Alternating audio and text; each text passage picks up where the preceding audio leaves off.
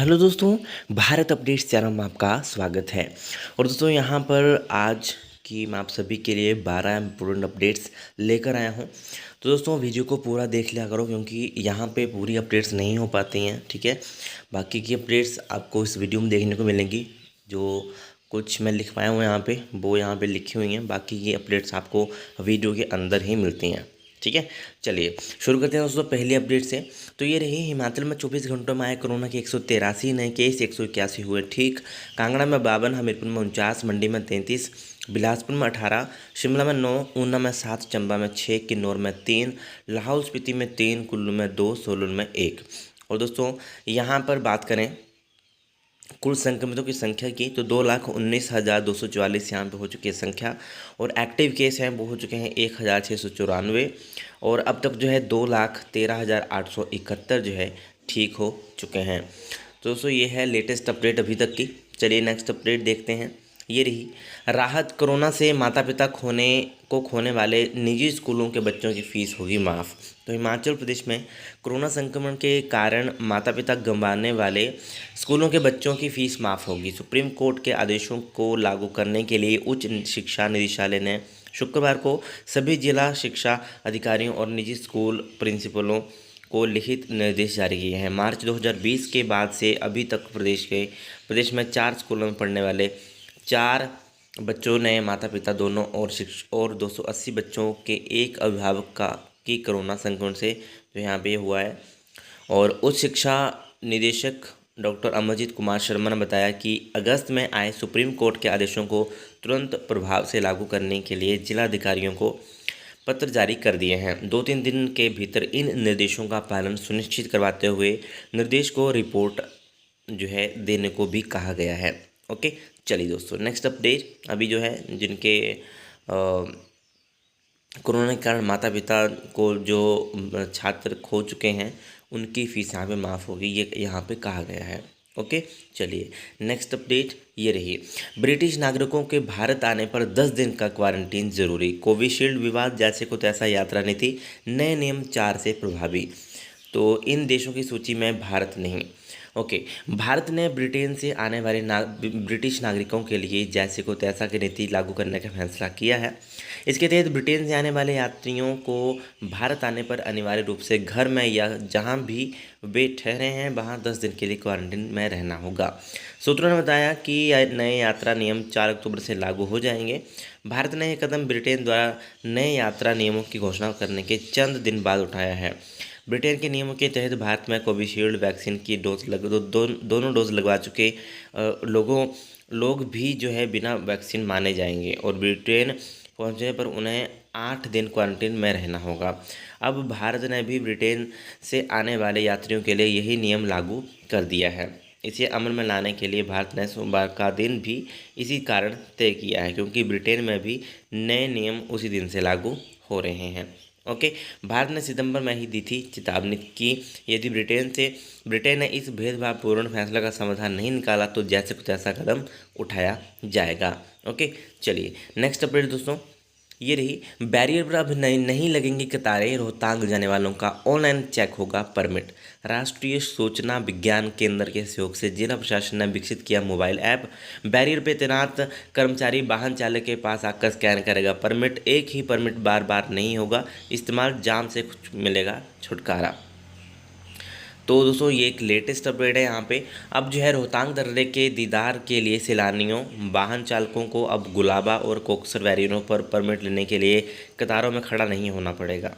अब mobile app से रोहतांग जाने वालों का परमिट जांच लिया जाएगा। इसके लिए जिला प्रशासन ने राष्ट्रीय सूचना विज्ञान केंद्र NIC हिमाचल प्रदेश के सहयोग से मोबाइल ऐप विकसित किया है।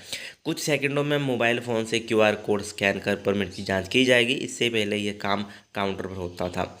चालकों को अपना वाहन छोड़कर काउंटर पर आने जाने की ज़रूरत भी नहीं पड़ेगी, बल्कि बैरियर पर तैनात कर्मचारी ही उनके पास आकर परमिट जांचेंगे। इससे होगा ये कि जाम भी नहीं लगेगा, एक ही परमिट का बार बार इस्तेमाल नहीं कर सकेंगे। ठीक है, तो ये दोस्तों एक लेटेस्ट अपडेट है और इम्पोर्टेंट अपडेट है। चलिए नेक्स्ट अपडेट ये रही, सेमीकंडक्टर चिप के लिए अब विदेशों पर निर्भर नहीं रहेगा भारत। 15-16 नवंबर को आईआईटी मंडी में लगेगी high volume semiconductor chip manufacturing की इंटरनेशनल कार्यशाला, विश्व के विशेषज्ञ करेंगे शिरकत। तो इलेक्ट्रॉनिक और आईटी उत्पादों में भारत को अब सेमीकंडक्टर चिप के लिए विदेशों पर निर्भर नहीं रहना होगा। भारतीय सेमीकंडक्टर उद्योग को विकसित करने के लिए मकसद से IIT Mandi high volume semiconductor chip manufacturing 2021 के लिए इंटरनेशनल टेक्नोलॉजी रेडीनेस कार्यशाला का आयोजन करेगा। ओके, पूरा आप पढ़ना चाहो तो यहाँ पे पढ़ सकते हो, ठीक है। चलिए नेक्स्ट अपडेट ये रही, 9वीं कक्षा में प्रवेश के लिए 31 अक्टूबर तक आवेदन। तो जवाहर नवोदय विद्यालय पपरोला में शैक्षणिक सत्र 2022-23 के लिए ऑनलाइन आवेदन करने की अंतिम तिथि 31 अक्टूबर निर्धारित की गई है। तो ये आप यहाँ पे देख सकते हो, ठीक है। और बाकी पूरा पढ़ना चाहो तो आप यहाँ पे पढ़ सकते हो। सभी आयु सभी वर्गों के लिए मान्य होगी तथा आयु सीमा में कोई भी छूट नहीं होगी। तो ये देख लेना पूरा, ठीक है। चलिए नेक्स्ट अपडेट ये रही, कोटला इंजीनियरिंग कॉलेज में प्रवेश शुरू 27 अक्टूबर से कक्षाएं। दोस्तों बात हो रही है इंजीनियरिंग कॉलेज कोटला ज्यूरी में जो है 27 अक्टूबर से नया शैक्षणिक सत्र शुरू हो जाएगा। पहले वर्ष की कक्षाएं कोटला में शुरू करने के लिए प्रवेश प्रक्रिया शुरू हो चुकी है। विभाग ने सुंदरनगर से इंजीनियरिंग कॉलेज कोटला में अपना स्टाफ नियुक्त कर कार्य जो है शुरू कर दिया है। नए कॉलेज परिसर में पहली बार प्रथम सत्र की कक्षाएं शुरू की जा रही हैं। कोटला में जो है भवन की सुविधा न होने के चलते महात्मा गांधी इंजीनियरिंग कॉलेज की कक्षाएं पिछले 5 वर्षों से मंडी के सुंदरनगर में चलाई जा रही हैं। कॉलेजों के छात्रों को हॉस्टल सुविधा के लिए कोटला में ही एसजीबीएन के ट्रेनिंग सेंटर को लेने के प्रयास चल रहे हैं। ओके, तो ये दोस्तों लेटेस्ट अपडेट है।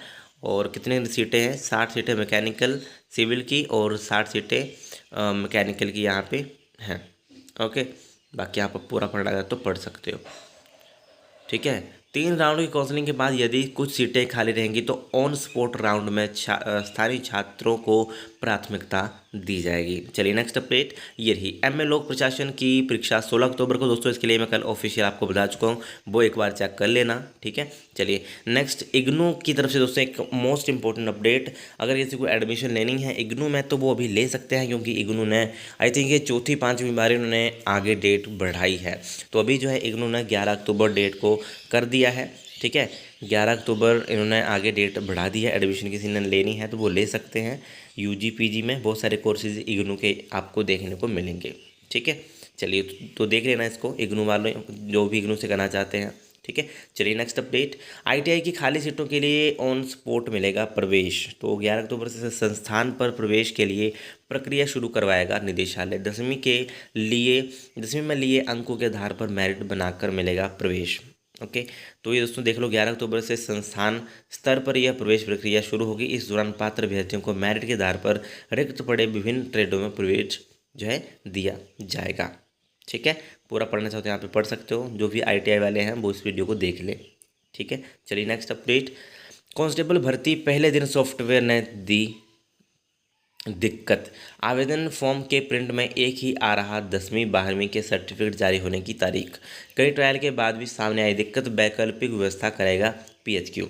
हिमाचल प्रदेश के पुलिस भर्ती के यहाँ पे 1334 पदों के भरने के लिए दोस्तों यहाँ पे आवेदन कल से भरना प्रक्रिया जो है स्टार्ट हो चुकी है, फॉर्म भरना स्टार्ट हो चुके हैं। और यहाँ पर एक थोड़ी सी दिक्कत आ गई है, तो वो आपको यहाँ पे बता दूँ। आवेदन करने वाले युवाओं के सही डाटा डालने के बावजूद प्रिंट निकालते समय 10वीं और 12वीं के सर्टिफिकेट जारी होने की तिथि एक ही दर्ज पाई जा रही है, मतलब एक ही डेट वहाँ पे आ रही है। दिक्कत सामने आने के बाद पुलिस मुख्यालय ने सॉफ्टवेयर बनाने वाली एजेंसी को दिक्कत दूर करने के निर्देश जारी कर दिए हैं। साथ ही फैसला लिया है कि जिन आवेदकों ने पेमेंट कर दिया है और सॉफ्टवेयर की तकनीकी खामी की वजह से दिक्कत पेश आई है, उन सभी को शारीरिक दक्षता परीक्षा और दस्तावेजों के सत्यापन के लिए समय अपने ओरिजिनल दस्तावेज मुहैया करवाने होंगे। जब भी आपका जो शारीरिक दक्षता परीक्षा होगी तब, ठीक है, आपको ओरिजिनल दस्तावेज मुहैया करवाने होंगे। और करीब 2000 युवाओं ने आवेदन किए हैं। ओके, अभी तक पहले दिन ही 2000 युवाओं ने इसके लिए आवेदन कर दिए हैं, ठीक है। बाकी दोस्तों आप यहाँ पे पढ़ सकते हो, ठीक है, 31 अक्टूबर इसकी लास्ट डेट है। नेक्स्ट, एचपी में अगले हफ्ते से शुरू हो सकती हैं ऑफलाइन कक्षाएं, नए और पुराने विद्यार्थियों को कक्षाएं लगाने से पूर्व वैक्सीन लगवाने की हिदायत। तो कॉलेजों स्कूलों के खुलने के बाद अब हिमाचल प्रदेश विश्वविद्यालय में पढ़ने वाले छात्र ऑफलाइन कक्षाएं शुरू होने की अधिसूचना जारी होने का इंतजार कर रहे हैं। तो ये दोस्तों लेटेस्ट अपडेट है। ठीक है, यूजीसी ने सभी विश्वविद्यालय के लिए जारी शैक्षणिक सत्र के लिए कैलेंडर में 30 सितंबर तक हर हाल में पीजी में प्रवेश की प्रक्रिया पूरी कर 1 अक्टूबर से कक्षाएं शुरू करने को कहा था, बट अभी तो यहाँ पे नहीं, ऐसा नहीं हो पाया है।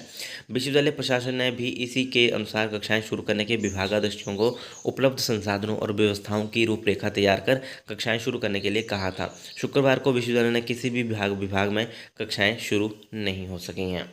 ओके, तो ये थी दोस्तों अभी की लेटेस्ट इंपॉर्टेंट अपडेट्स। वीडियो अगर अच्छी लगे तो लाइक शेयर, चैनल को सब्सक्राइब जरूर करिएगा मेरे लेटेस्ट अपडेट्स के लिए। Thank you.